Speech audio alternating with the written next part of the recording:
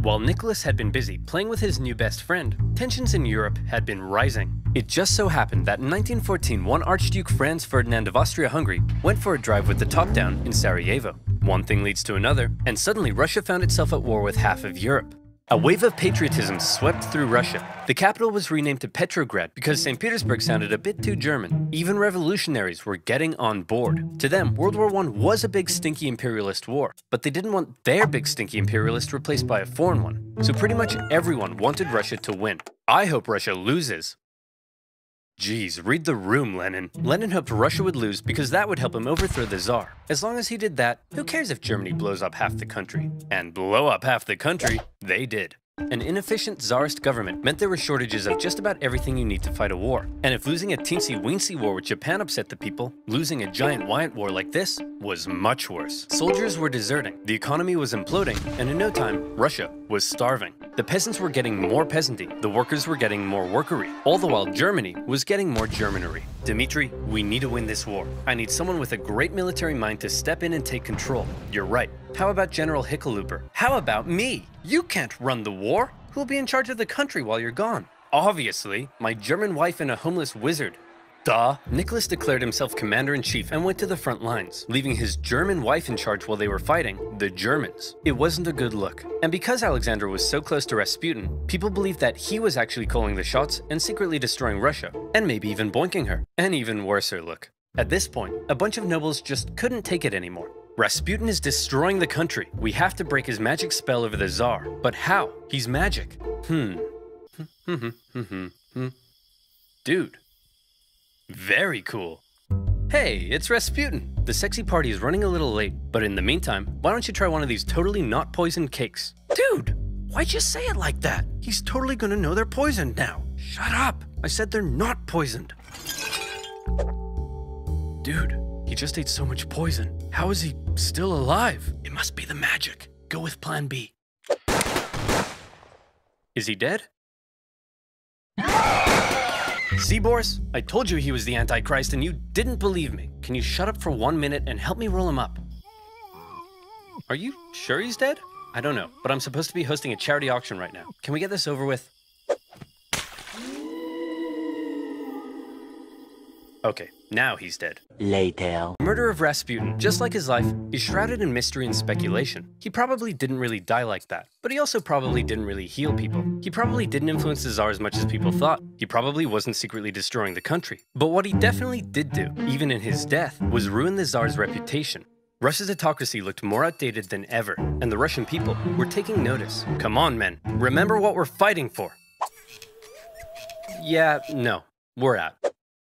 World War I left Russia broke, hungry, and exhausted. And with Nicholas acting as commander-in-chief, he was getting even more blame. For the second time, Russia was on the brink of revolution. By 1917, Russia had been fighting a war it couldn't afford for 3 years. They were running out of many things, most worryingly, food. On International Women's Day, 1917, thousands of hungry women in Petrograd were so sick of being hungry that they took to the streets. And it turns out it's not just women who experience hunger, but men too. So the next day they joined in as well. Gatherings on the streets were forbidden, but I'm not sure how you'd arrest 250,000 people. The crowds demanded an end to the war, an end to food rationing, and even an end to the Tsar's autocracy. Now, normally the troops would deal with this kind of thing, but as it turns out, soldiers get hungry too, and they were also tired of having to kill their fellow Russians so much. So entire regiments mutinied in the capital, and they joined the crowd as well, trashing symbols of the Tsar and his autocratic regime. Things were escalating very quickly. Liberal politicians watching the riots in the streets had long been dissatisfied with the Tsar, since he would shut their parliament down anytime they did something he didn't like. They believed the only way to bring stability back to the streets was for Nicholas II to abdicate. The riots continued. The police fired on soldiers. Soldiers fired on soldiers. The workers re-established the Petrograd Soviet. Politicians began arresting the Tsar's ministers. He may have been an autocrat, but he just lost complete control of his capital city. Talk about embarrassing. Nicholas, the troops have turned against us. The people have taken over the city. They've even cut my phone line. Hello? Hello? The phones are down. Things must be bad. I'd better go back there. Nicholas hopped on the next train back to Petrograd, but he never made it to the city. His train was met by military generals and other politicians. What's going on? Nicholas, look man, we need to talk. It's not you, it's us. Aw, who am I kidding? No, it's definitely you. During the whole crisis in Petrograd, the liberals convinced the generals that if Nicholas abdicated, the people would calm down, and the generals were on board. They didn't have time to quell the chaos, because don't forget, they were still losing a global, all-encompassing war against the Germans. And with the military no longer on his side, Nicholas had no choice but to step down. Throughout his entire reign, he had done everything he could to keep all the power for himself. And in the end, that's exactly what left him with none. But then there was a big question. Who would replace Nicholas? Well, his son Alexei was next in line. Hey buddy, Daddy couldn't handle the complex socioeconomic problems of a giant multinational, multi-ethnic empire that's engaged in total war with all of Europe. You think you could give it a shot? Alexei just wasn't ready to be Tsar. Nicholas did have a brother, but given the state of the empire, he wasn't keen either. And so, 300 years of Romanov rule in Russia just kind of came to an end. The earlier 1905 revolution hadn't changed much, but this new revolution had left Russia without a Tsar. And still, before the year was over, there would be one more revolution left to come. Nicholas's failure as commander of the armed forces was the final straw that broke the camel's back. Later. Hungry woman, absolute chaos, and the end of the Tsar. Oh, hey guys, says here there's been a revolution, and the reign of the Tsars has ended. Oh, come on, I missed another one? Why am I even in this video? Well, it's not like you could have done anything. As long as there's a world war, you can't get back to Russia. Who wants to start a revolution? Dang it! Despite getting rid of Nick, Russia was still at war with half of Europe. The Germans, however, had an idea. They thought that if they helped Lenin get back, he would cause trouble for the new Russian government. So they put him on a train, destination, Petrograd. It was a long journey, and while Lenin was cooped up in his train, things in Russia were changing. Workers were taking control of their factories. Soldiers were socking it to their mean old officers. Without a Tsar, a big old power vacuum had opened up, and someone needed to fill it. The liberals proposed they be in charge, and they set up the provisional government. The workers, however, had already begun establishing local Soviets, largely controlled by the social revolutionaries and the Mensheviks. And since neither felt like they had the power to oust the other, Russia ended up in a classic dual power conundrum. The two coexisted, with the provisional government becoming the official government, and the elected Soviets issuing orders to the workers and soldiers. This power balance was delicate, and all it would take is one bold revolutionary to come along and give everyone a big-brained beatdown. Oh boy, Lenin's coming home. I can't wait for him to see all the great things we've accomplished, and I'm gonna show him my fan art. Oh look, here he comes now. Shut up, shut up! You all suck! The provisional government sucks, the Soviet sucks, even your fan art sucks! Why does he have to be so mean? Later. In case you couldn't tell, Lenin wasn't a fan of everything that had been happening. In his April theses, he called the provisional government and the Soviets a bunch of big bourgeois bozos. And he kinda had a point. There was still a lot for the Russian people to be mad about. The provisional government hadn't got Russia out of the war, the people were still hungry, and the peasants were still hoping to get more land. Meanwhile, the Soviets hadn't done much to change things either. But even though they weren't perfect, a lot of people did like what the new government had been doing. There was progress. The secret police were disbanded, the death penalty abolished. They even planned to hold elections, meaning for the first time ever, the Russian people could choose their own government. To many, Lenin seemed like some out-of-touch weirdo. If Lenin wanted to go from whiny irrelevant zero to a hunky communist hero, he'd need to shake things up a bit. So he and the Bolsheviks came up with a hot new slogan that promised to give the people what the provisional government wouldn't. Peace. Don't like war? We'll end it. Land. You want land? We'll give it to you. Bread. Hungry? Scooby-Dooby-Doo. Lenin also called for all power to the Soviets, which meant getting rid of the provisional government and having the Soviets run the place. A communist dream. The people liked these slogans, and bit by bit, the Bolsheviks became more popular. Some Mensheviks even began switching sides. But even though the people thought Lenin's slogans rocked, as long as the provisional government didn't mess up, they'd continue to support it. So let's check in on the provisional government.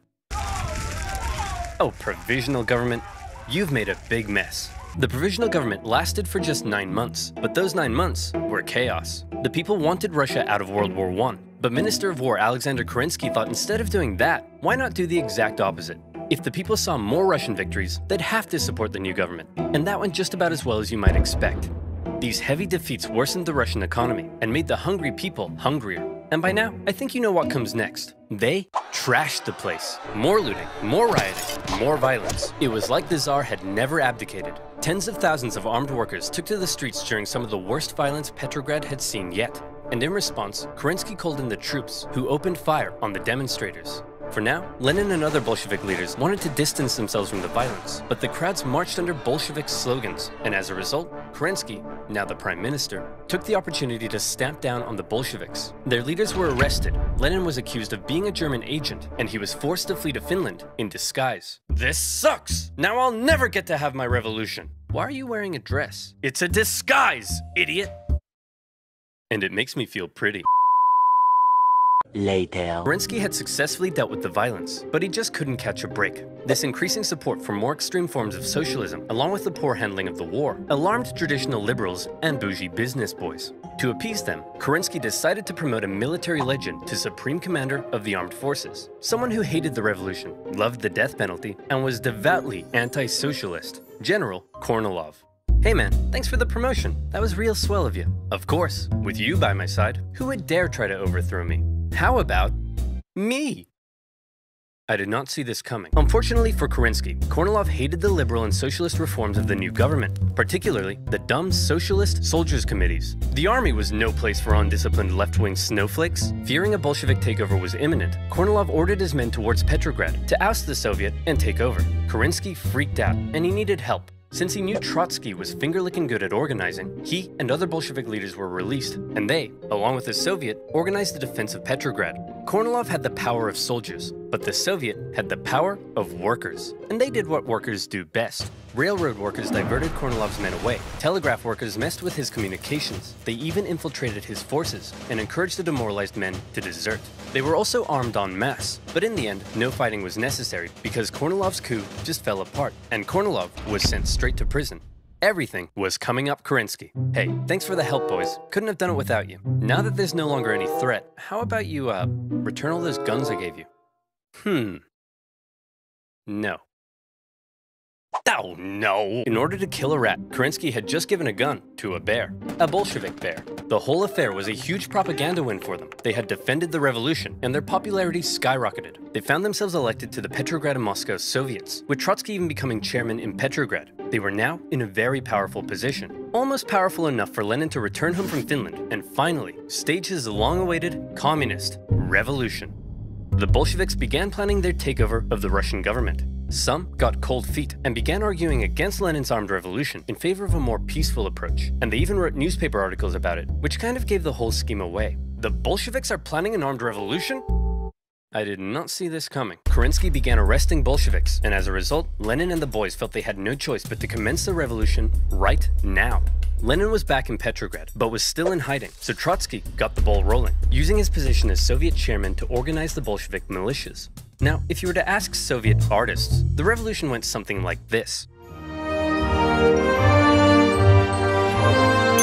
As much as they would like you to think it was a glorious, violent, heroic takeover, the truth seems to be a little more underwhelming.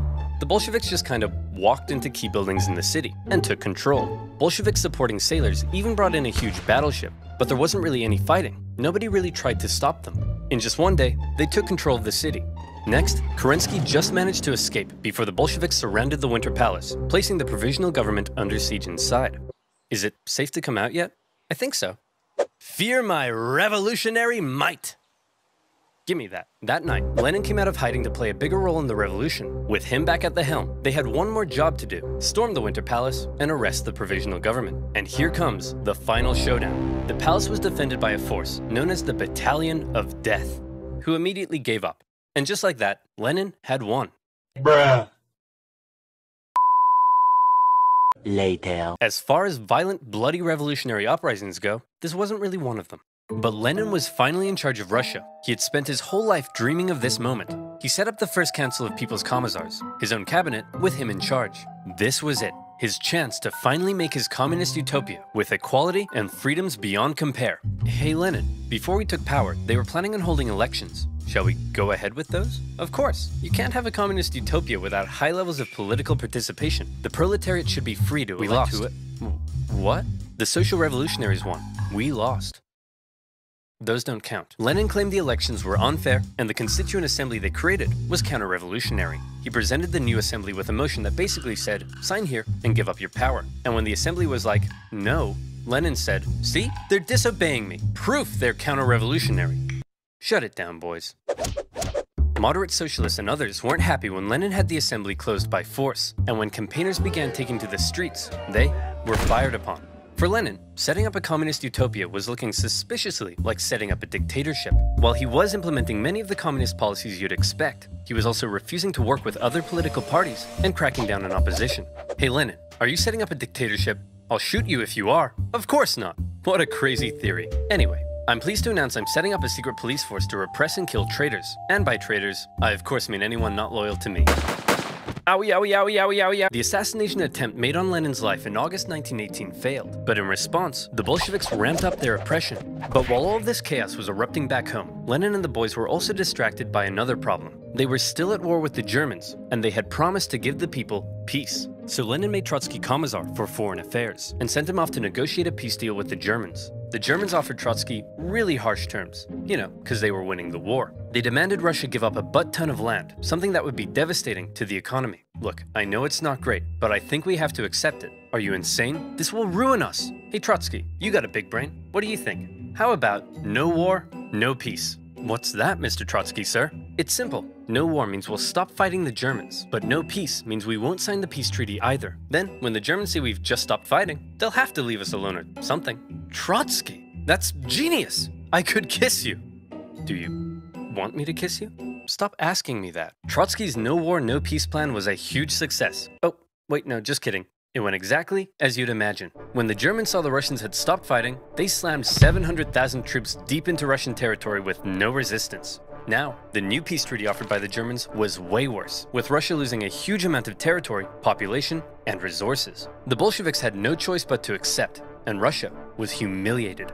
With Petrograd now in an exposed position, Lenin moved the capital to Moscow, just in case. Things really weren't going well for Lenin, and many people were extremely unhappy with the Bolshevik government and its actions. Lenin, you've pissed off so many people that they've united against you. We're under attack. Relax, we always expected some counter-revolutionary pushback. I think we can handle a few angry monopoly men. But Lenin, it's not just the monopoly men. Okay, who are we up against? Well, the liberals, the social revolutionaries, national separatists in Poland, Finland, the Ukraine, independent warlords setting up chiefdoms, anarchist rebels, the Green Peasant Armies, the Cossacks, the Caucasian states, the Baltic states, the British, the French, the Americans, and the Japanese. Oh, and a legion of Czechoslovakian soldiers seem to have taken over the Trans-Siberian Railway and stolen all the imperial gold reserves. What? How could this get any worse? Oh, and it says here your mother-in-law is coming to stay. No!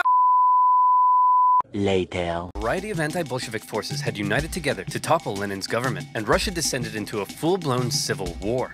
Now, the Russian Civil War was extremely intricate and would really need its own video, but essentially, the anti-Bolshevik white movement gained control of vast, underdeveloped areas, while the Bolshevik Reds controlled the industrial heartland. Using this to their advantage, along with the surprising military genius of Trotsky and the shocking disorganization of the White Army, the fortified Red Army gradually came out on top. It was an absolutely brutal conflict, with both sides committing horrendous atrocities. To maintain order at home, the Bolsheviks began the Red Terror, and the secret police would execute tens of thousands of suspected traitors. No one was safe from the violence, not even Nicholas himself.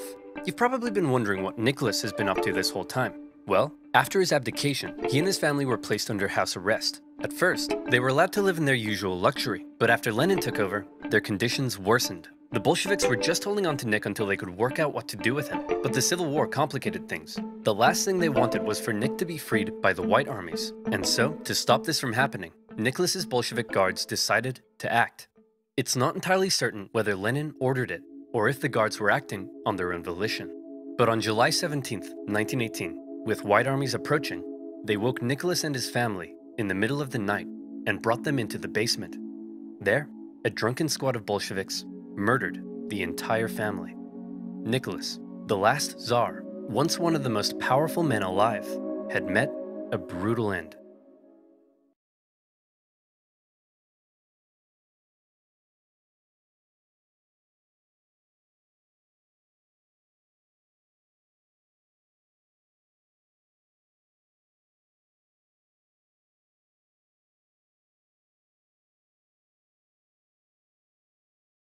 But after years of fighting and millions of deaths, Trotsky and his Red Army came out victorious.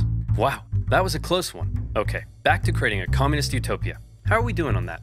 Well, the Civil War helped create a massive famine and about 5 million people starved to death. There's massive inflation and the ruble is worthless. Hundreds and hundreds of kilometers of railway track have been destroyed. Disease and epidemics have killed 3 million. The population of Moscow and Petrograd has collapsed. Life expectancy has plummeted. Sailors in Kronstadt are rebelling. People are freezing to death in their own apartments and life has been reduced to a constant search for food and shelter. Whoa. Well, this just means I'll have to work twice as hard, day and night, to save the country. Nothing will stop me, short of a couple sudden strokes. Get the doctor. Later. One thing you have to keep in mind is that everything I've been talking about, the Civil War, the assassination attempt, and Lenin's struggle to maintain control at home, were all happening around the same time, and it must have been extremely stressful. Lenin began getting headaches, insomnia, and in 1922, he suffered 2 separate strokes. As the Soviet Union was officially declared under a strict one-party system, Lenin's health continued to decline, and his ability to lead the Communist Party went with it. Everybody assumed Trotsky would succeed him. He was a great speaker, he'd won the Civil War, and he had a dope-ass train. The last person anyone expected to take over was Stalin. Stalin wasn't a great intellectual like Lenin, or a charismatic war hero like Trotsky. He was, as one Menshevik described him, a gray blur. Someone who operated in the background. Someone who you might not even notice. But it was in the background that Stalin would rise to power. Here's how it happened. After the revolution, all the Bolsheviks hoped to get a cool job in the new government. What did you get? Commissar for War. Sweet! What'd you get? Secretary.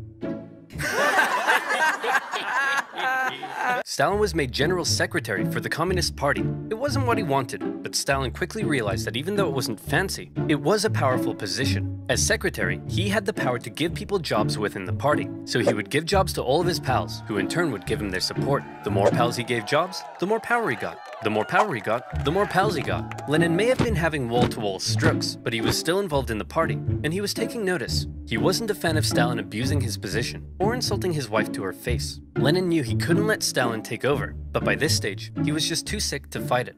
Hey man, tell whoever's in charge of giving people jobs not to let that jerk Stalin become the next leader. By the way, who did I put in charge of giving people jobs? That would be Stalin, sir. Blah. Whoa. Deja vu. Lenin's last wish was to not let Stalin take over, but by the time he died, Stalin was too powerful to remove. He had his remaining opponents arrested or killed. Trotsky was banished and fled to Europe. Eventually, he would be assassinated by Soviet spies in 1940. Our dear comrade Lenin has died. We should have a state funeral. No. Let's mummify him and put him on display so people can look at his dead body forever. That's gross. You're gross. Guards, kill him. Lenin had waited so long to take control in Russia, but he never got to see his communist utopia. His short time in charge was spent dealing with the destroyed Russian economy, World War I, and the Civil War. He was cruel and merciless, but he really did seem to believe communism would make Russia a better place. Stalin, on the other hand, would take the Soviet Union down a different path. If you thought Lenin was a tyrant, well, you ain't seen nothing yet, girl.